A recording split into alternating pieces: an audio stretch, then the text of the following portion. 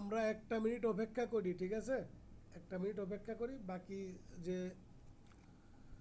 হ্যাঁ কয়েকজন আছে তারা যুক্ত হোক।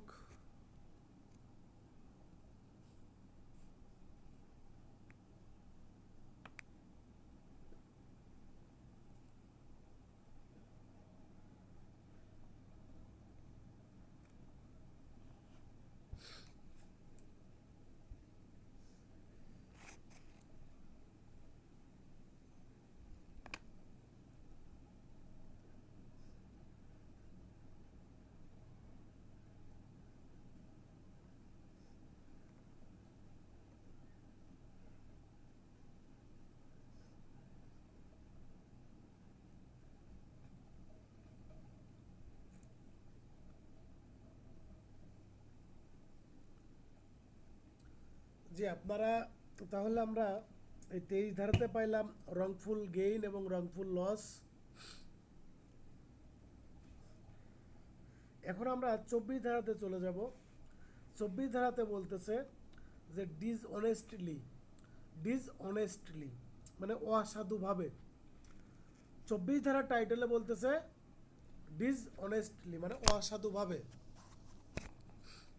এই 24 ধারার এলিমেন্টে, এই 24 ধারার পুরো এলিমেন্টটা আপনার 23 ধারা, ঠিক আছে? কোনো ব্যক্তি, এক ব্যক্তির অন্যায় লাভ এবং অন্যায় ক্ষতি সাধনের উদ্দেশ্যে কোনো কিছু করলে উক্ত ব্যক্তি উক্ত কাজ অসাধুভাবে করেছে বলে পরিগণিত হইবে। তাহলে কি দাঁড়াইলো? এই ডিসঅনেস্টির মধ্যে কি কি আছে? দুইটা জিনিস আছে, একটা হলো রংফুল গেইন আর একটা রংফুল লস। যদি কোনো ব্যক্তি অন্য কোনো ব্যক্তির রংফুল অন্যায় ক্ষতি এবং অন্যায় লাভ করার জন্য কোনো কাজ করে থাকে, তারা তার ওই কাজকে কি বলা হবে? আপনার অসাধুভাবে বা ডিসঅনেস্টলি। তাহলে এখন যদি আপনার পরীক্ষাতে আসে যে ডিসঅনেস্টির মধ্যে কোন দুইটা কাজ থাকে বা ডিসঅনেস্টির মধ্যে কোন দুইটা উপাদান আমরা পাই, এখন আমরা কি কি পেয়েছি বলেন তো কেউ একজন জোরে। রংফুল গেইন আর হচ্ছে রংফুল লস পেয়েছি।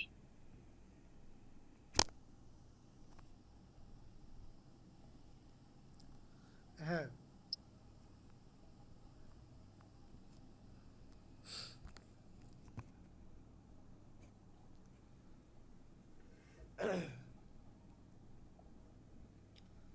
তাহলে আমরা এই 24 ধারাতে পাইলাম যে ডিসঅনেস্টলি মানে অসাধুভাবে। এই অসাধুভাবে বলতে বোঝাচ্ছে, শামীম ভাই আবার আসছে, শামীম ভাইয়ের জন্য বলছি যে যদি কোনো ব্যক্তি কোনো কাজ অন্যায় ক্ষতি এবং অন্যায় লাভের জন্য করে থাকে, তার ওই কাজকে বলা হচ্ছে কি? অসাধুভাবে। তার ওই কাজকে বলা হচ্ছে কি? অসাধুভাবে। তাহলে এই অসাধুভাবের মধ্যে আমরা দুইটা জিনিস পাচ্ছি, একটা হলো অন্যায় লাভ এবং অন্যায় ক্ষতি। এখন এই অন্যায় লাভ এবং অন্যায় ক্ষতি এর আপনার যে ইংরেজিটা আছে, এই ধারার ইংরেজিটা রিডিং আপনারা একবার করে পড়বেন, ঠিক আছে? তারপরে আমরা চলে যাব 25 ধারাতে। 25 ধারাতে বলতেছে প্রতারণামূলকভাবে, ফ্রডুলেন্টলি, ফ্রডুলেন্টলি মানে প্রতারণামূলকভাবে কোনো ব্যক্তি প্রতারণা করার অভিপ্রায়ে উক্ত ব্যক্তি উক্ত কাজ প্রতারণামূলকভাবে করেছে বলে গণ্য হইবে, বা প্রতারণা করার উদ্দেশ্যে যদি কোনো কাজ করে থাকে তাহলে তার ওই কাজকে প্রতারণামূলকভাবে বলা হবে। এই যে এই ধারারও আপনার কি করতে হবে? ইংরেজিটা একটু পড়তে হবে, একবার করে ইংরেজিটা পড়বেন এই 25 ধারার। তাহলে এখানে দেখেন যে একটা মেন পয়েন্ট পাচ্ছে, উদ্দেশ্য কি? প্রতারণা করা। উদ্দেশ্য কি? প্রতারণা করা। এই প্রতারণা করার উদ্দেশ্যে যদি কোনো কাজ করে থাকে তাহলে তার ওই উক্ত কাজকে বলা হচ্ছে কি? প্রতারণামূলকভাবে। দেখেন, a person is said to do a things fraudulently if he does that things with intent to defraud, intent to defraud এই ডিফ্রডের নিচে একটা দাগ দিয়ে রাখেন, বাট নট আদারওয়াইজ। ঠিক আছে, কোনো ব্যক্তি প্রতারণা করার অভিপ্রায়ে, মেন উদ্দেশ্য ইন্টেন্ট টু ডিফ্রড।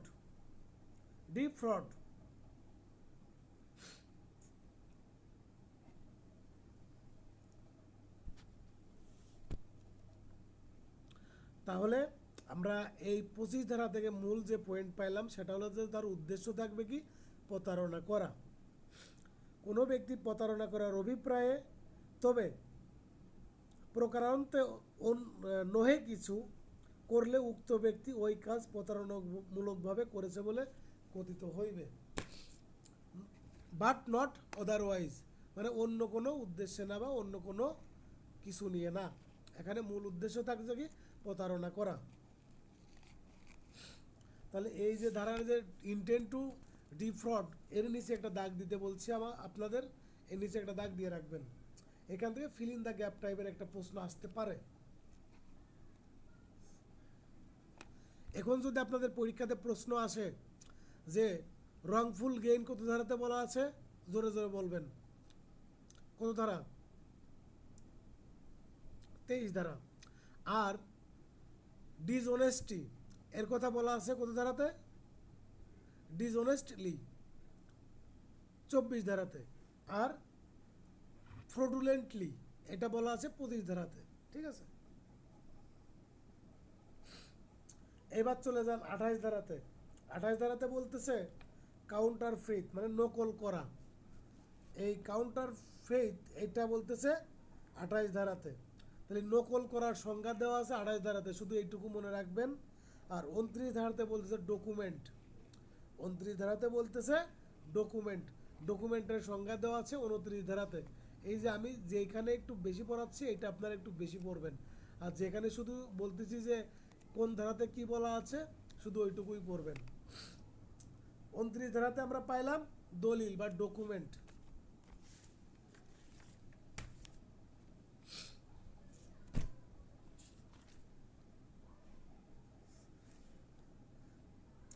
এবার চলে যাব আমরা 30 ধারাতে, মূল্যবান জামানত, ভ্যালুয়েবল সিকিউরিটি। এই ভ্যালুয়েবল সিকিউরিটির কথা বলা আছে কত ধারাতে? 30 ধারাতে।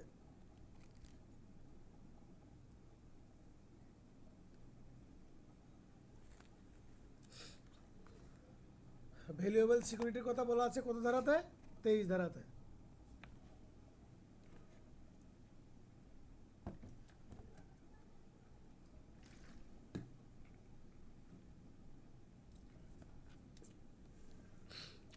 এবার দণ্ডবিধির খুবই গুরুত্বপূর্ণ একটা চ্যাপ্টারে আমরা প্রবেশ করতেছি, খুবই গুরুত্বপূর্ণ, সেটা জয়েন্ট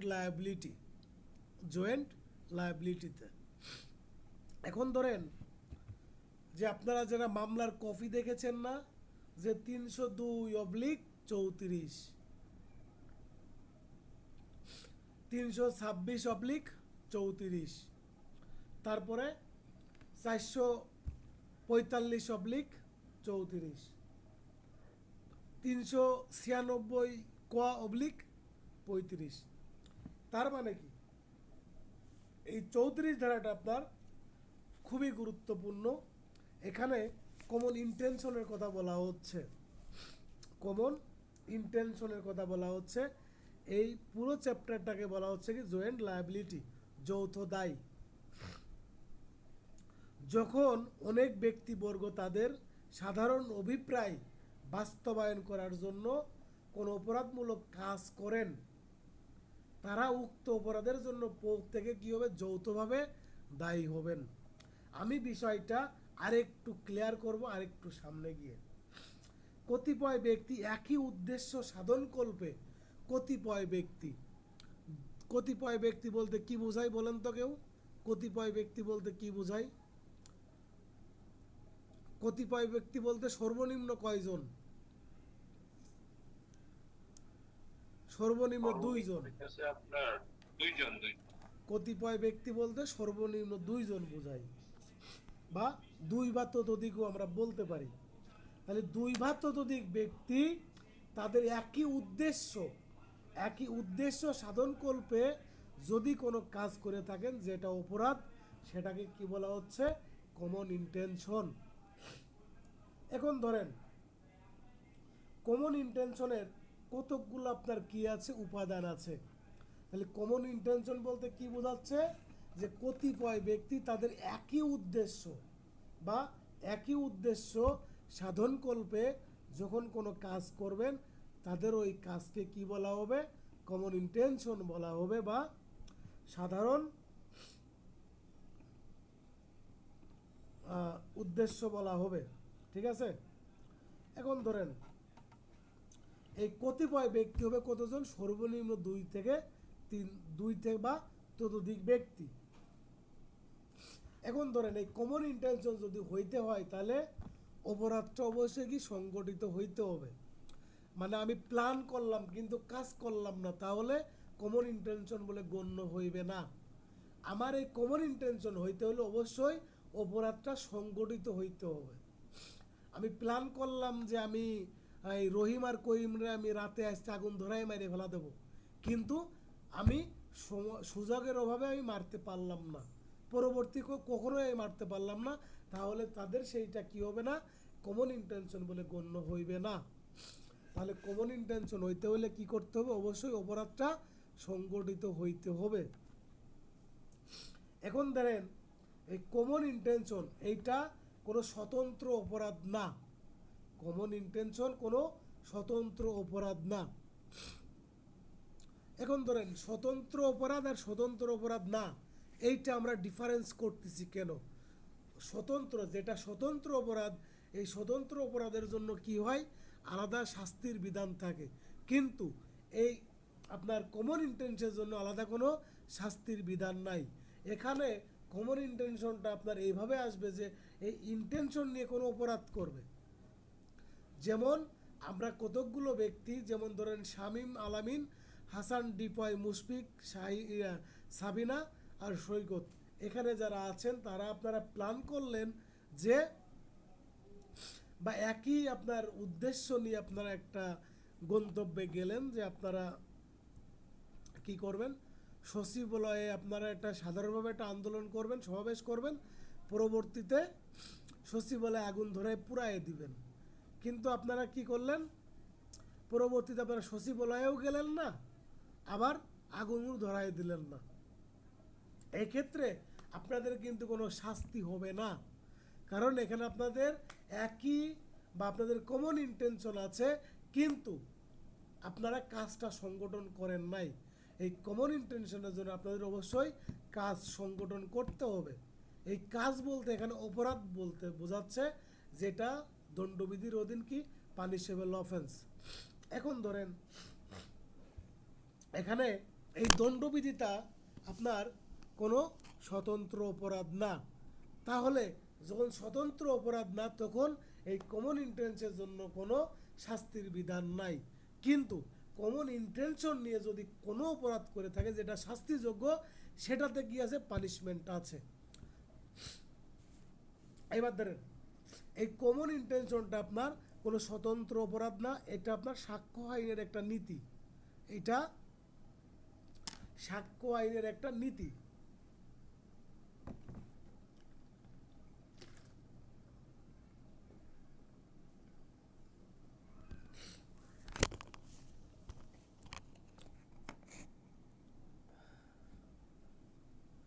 এখন ধরেন যে এই কমন ইন্টেনশন থাকতে হলে এটা পূর্ব পরিকল্পনা থাকতে হবে, একটা পূর্ব পরিকল্পনা থাকতে হবে। এই পূর্ব পরিকল্পনা ছাড়া কি হবে না? আপনার কমন ইন্টেনশন হবে না। কমন ইন্টেনশন হবে না কখন? যখন পূর্ব পরিকল্পনা থাকবে না। এবং এই যে সবাই যখন পূর্ব পরিকল্পনা করবে এবং সকলের কি করতে হবে? অংশগ্রহণ করতে হবে। যেমন ধরেন ডিপয়, হাসান, মুশফিক, সৈকত, এরা কি করছে? আপনার একটা প্ল্যান করছে, পূর্ব পরিকল্পনা করছে যে রহিমকে তারা হত্যা করবে। এই প্ল্যান অনুযায়ী আপনার এই হাসান, মুশফিক আর সৈকত এই তিনজন আপনার রহিমকে হত্যা করতে চলে গেছে, কিন্তু ডিপয় পরবর্তীতে আপনার রাতে প্ল্যান করছে, ঘুমানোর আগে আবার ভালো করে চিন্তা ভাবনা করছে, না, রহিমকে হত্যা করা আমার উচিত হবে না, এদের সাথে থাকা উচিত হবে না, পরবর্তীতে হয়তো আমার বড় ধরনের ক্ষতি হয়ে যাবে। এই বিভিন্ন রকমের আপনার চিন্তা ভাবনা কইরা আপনারা আর ওইখানে যায় নাই। তাহলে ডিপ হয় ওইখানে যায় নাই, তাহলে গেছে কে কে? আলামিন গেছে, মুশফিক গেছে আর সৈকত গেছে। যখন আলামিন, মুশফিক আর সৈকত গেছে, ডিপ হয় যায় নাই, সেক্ষেত্রে শাস্তি হবে কার কার? আলামিনের হবে, মুশফিকের হবে আর সৈকতের হবে। কিন্তু ডিপ হয় তো অংশগ্রহণ করে নাই, তাহলে কমন ইন্টেনশন হইতে হলে সরাসরি অংশগ্রহণ থাকতে হবে। ঠিক আছে? এখন আমি আরেকটা জিনিস আপনাদের বলি, যেটা এখান থেকে প্রশ্ন আসার সম্ভাবনা কম, কিন্তু আপনাদের জেনে রাখা ভালো। আচ্ছা, কেউ বলেন তো, একই অভিপ্রায় আর ভিন্ন অভিপ্রায়ের মধ্যে পার্থক্য কি? একই অভিপ্রায় আর ভিন্ন অভিপ্রায়। একই অভিপ্রায় হচ্ছে এক বিষয়ে সবাই মতামত দেওয়া, আর ভিন্ন অভিপ্রায় হচ্ছে ভিন্ন ভিন্ন বা মতামত দেওয়া অভিন্ন বা ভিন্ন অভিপ্রায়, ভিন্ন নো সরি সরি, একই অভিপ্রায় বা অভিন্ন অভিপ্রায়, একই অভিপ্রায় বা অভিন্ন অভিপ্রায়। অভিপ্রায় হচ্ছে সবাই মত দেওয়া, আর অভিন্ন হচ্ছে সেমই কথা। এখানে অভিন্নত হচ্ছে যেটা পার্থক্য থাকতে পারে না, একই। আর কেউ? একই অভিপ্রায় হচ্ছে পূর্ব পরিকল্পনা থাকবে। হ্যাঁ, একই অভিপ্রায়ে পূর্ব পরিকল্পনা থাকবে না, আর যেটা অভিন্ন সেটা হচ্ছে পরিকল্পনা থাকবে। জি, আমি একটা উদাহরণে যাই, ঠিক আছে?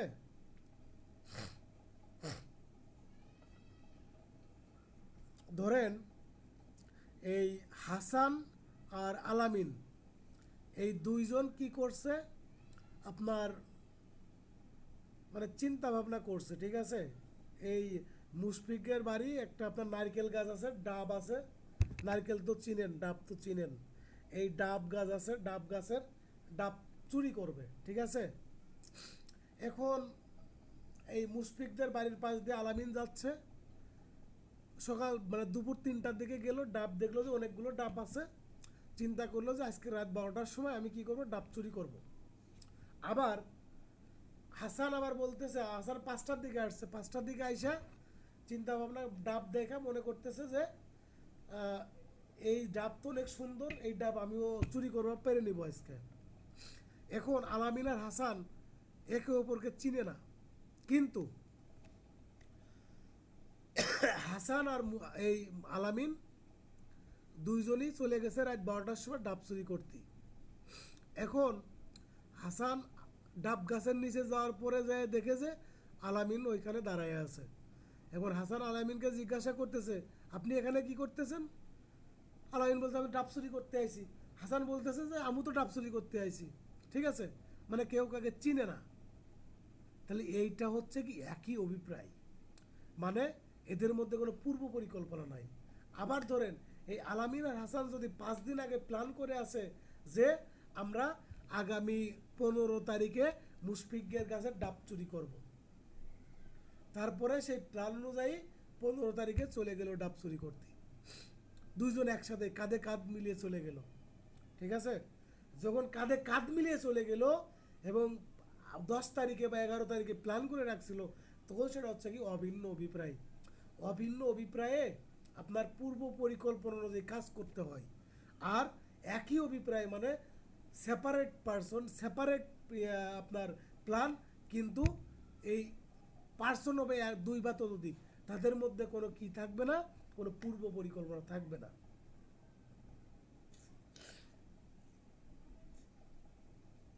তাহলে আমরা 34 ধারা থেকে কি কি পাইলাম? কমন ইন্টেনশন, যখন কতিপয় ব্যক্তি একই উদ্দেশ্য সাধন করবে কোনো কাজ করবেন, তাহলে সেটাকে কি বলা হবে? কমন ইন্টেনশন বলা হবে। কমন ইন্টেনশনের যদি কোনো ব্যক্তিকে ইনক্লুড করতে হয়, তাহলে সে কি করতে হবে? অবশ্যই অপরাধটা সংগঠিত হইতে হবে। এখন ধরেন, এবং তাদের মধ্যে একটা পূর্ব পরিকল্পনা থাকতে হবে।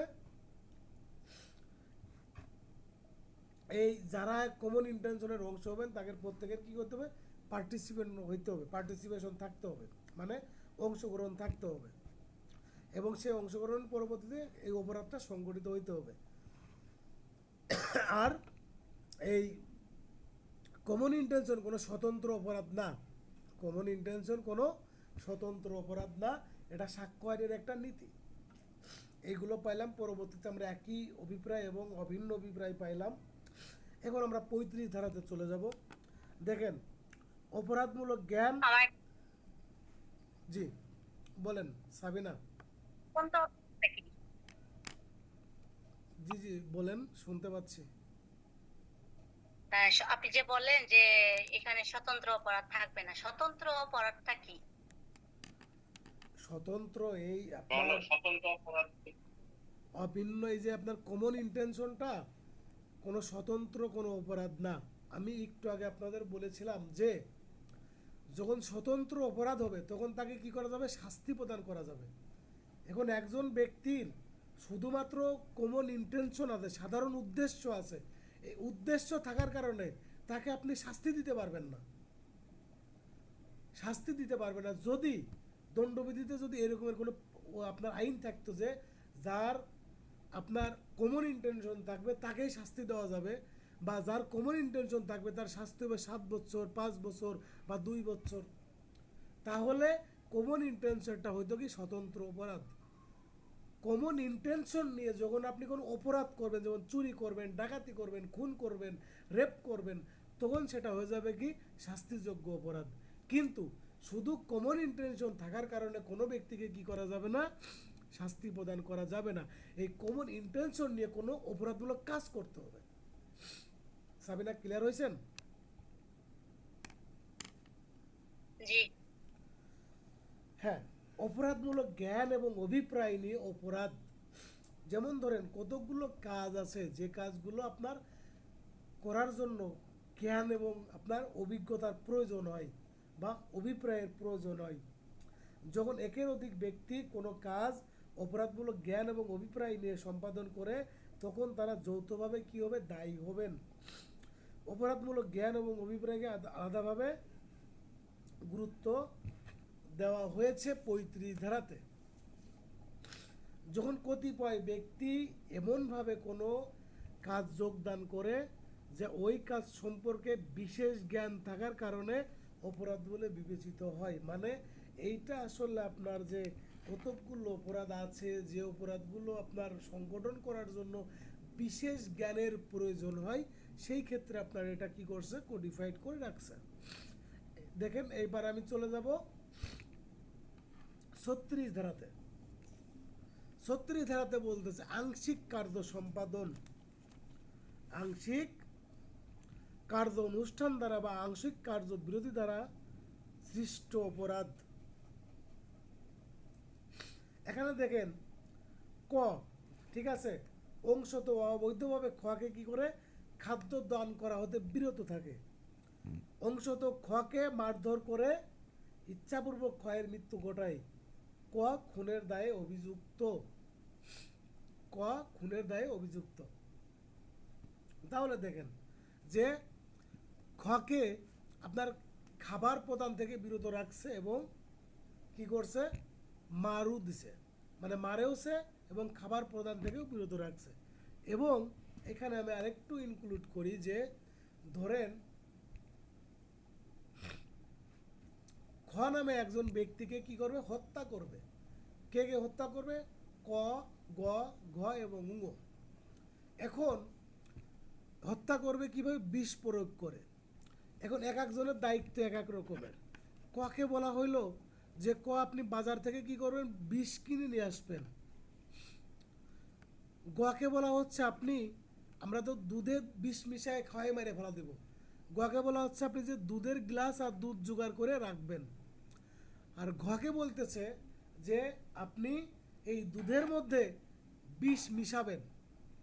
আর উমকে বলতেছে যে আপনি এই বিষটা গকে পান করাবেন। তাহলে কি এক একজন তার কাজের একাক অংশ সম্পাদন করেছে, একাক অংশ সম্পাদন করেছে।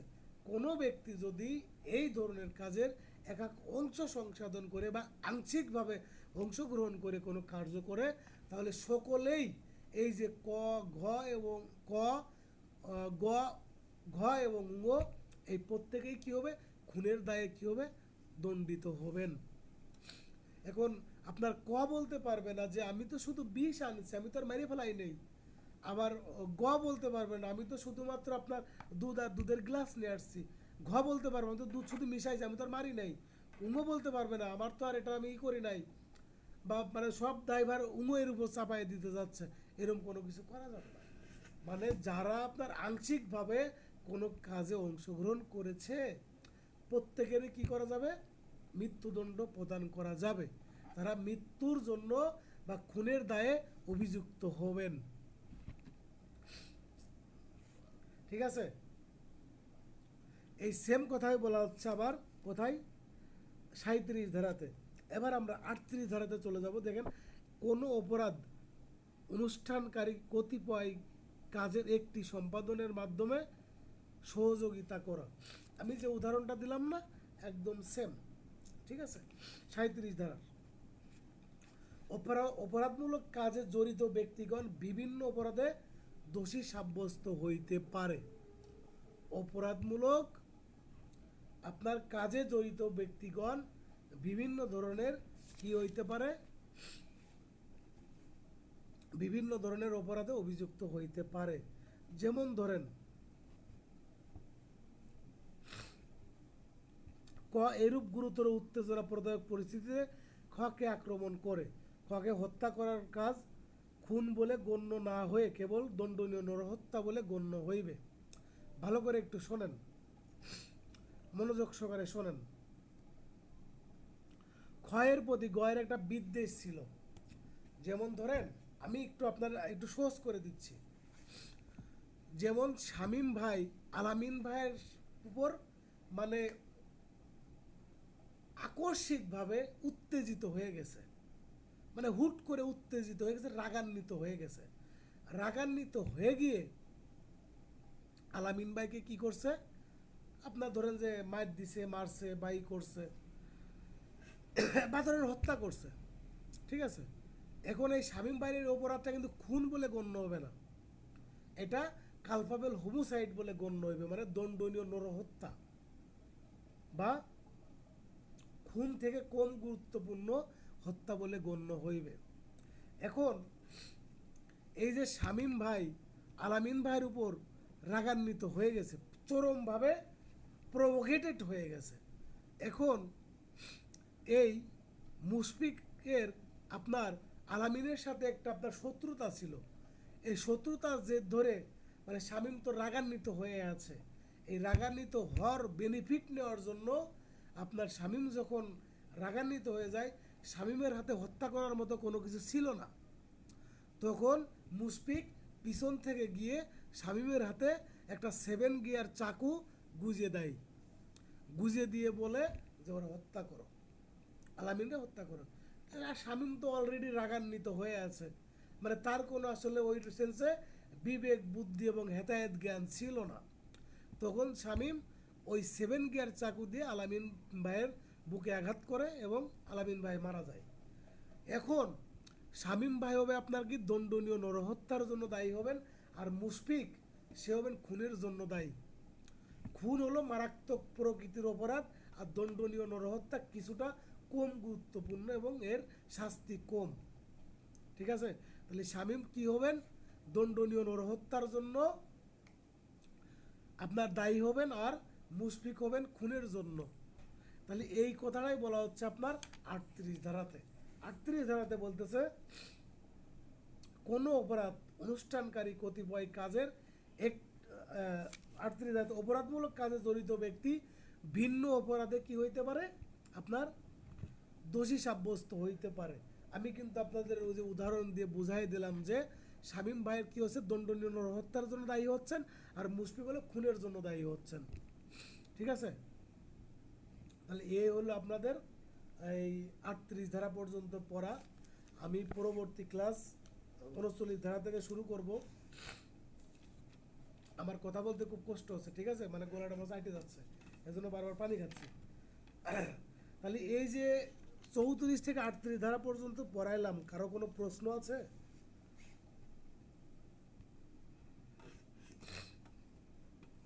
আপনারা প্রশ্ন তখনই আর একটু পাবেন যখন আপনারা এই 34 থেকে 38 ধারা পর্যন্ত বাসায় একটু স্টাডি করবেন। স্টাডি করার পরে না বুঝলে আপনারা আমাকে আবার প্রশ্ন করবেন। এখন দু একজন আমাকে এসএমএস করেছিল, সৈকত ভাই আর আলামিন ভাই, আমি সময়ের অভাবে আসলে আপনাদের কাজটা আমি এখন করি নাই। আমি আশা করতেছি আজকে রাতে আপনাদের পেয়ে যাবেন। আর সৈকত ভাইয়েরটা আমি কালকে সকালে ফোন দিব, আমি ফোন দিয়ে আমি ভাইয়েরটা বুঝাই দিব। আর ঠিক আছে। আপনারা যারা এখানে আছেন, ঠিক আছে, আপনারা যারা আছেন আপনারা আরেকটু অ্যাক্টিভ হন। আমাদের খুব দ্রুত হয়তো সার্কুলার চলে আসবে, খুব দ্রুত